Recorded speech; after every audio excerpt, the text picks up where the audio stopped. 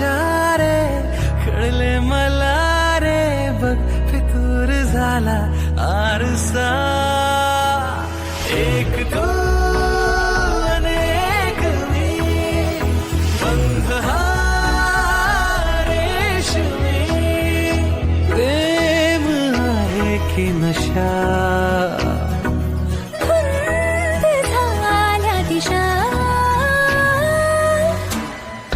जुळल्या वाटा रे मना जुळल्या वाटा स्वप्नाच्या रे मना जुळल्या वाटा रे मना जुळल्या वाटा स्वप्नाच्या रे मना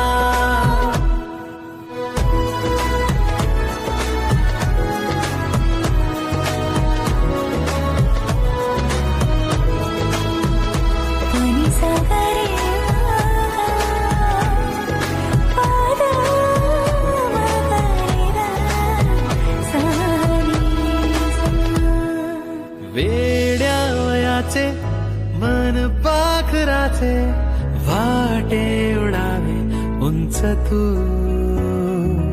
आभाळ माझे मिळावे तुला घरटे नव्याने आवरू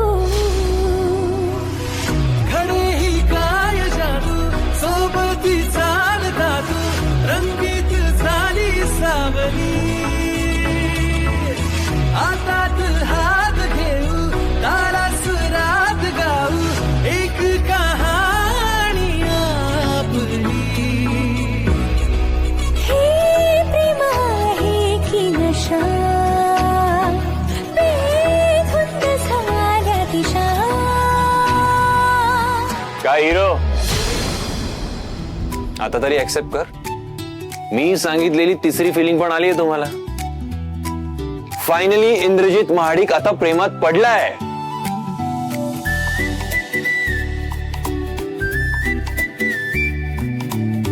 हो तू सांगितलेली तिसरी फिलिंग पण आली आहे मला I admit I am in love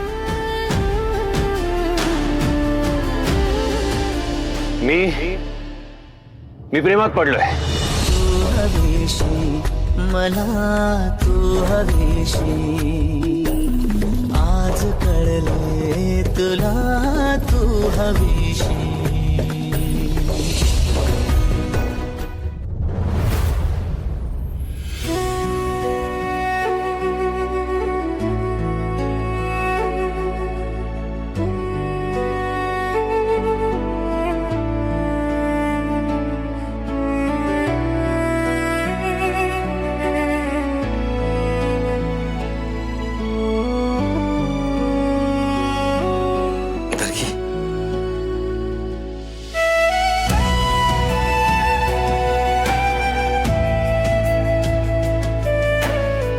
सुरखे काय ग तुझ्या डोळ्यात पाणी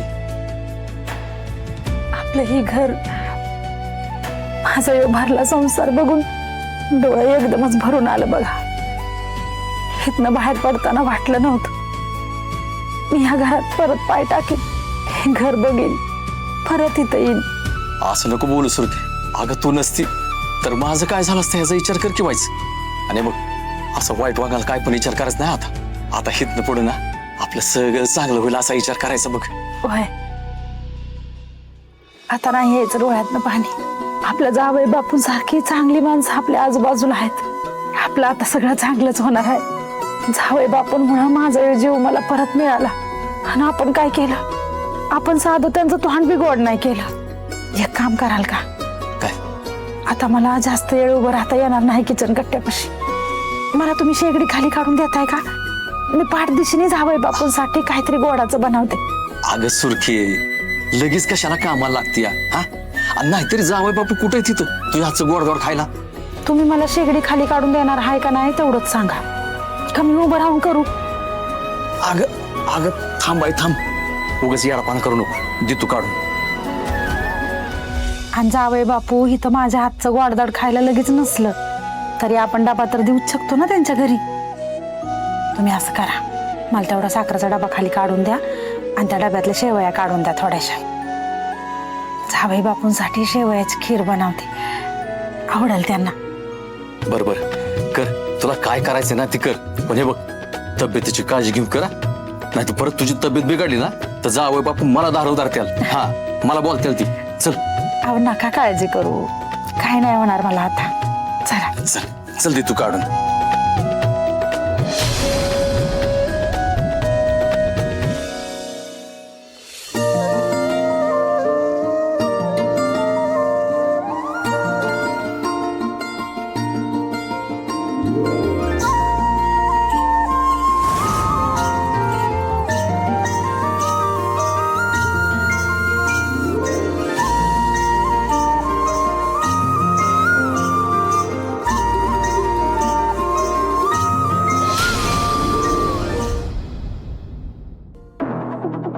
आई, मला बोलावलं का तुम्ही?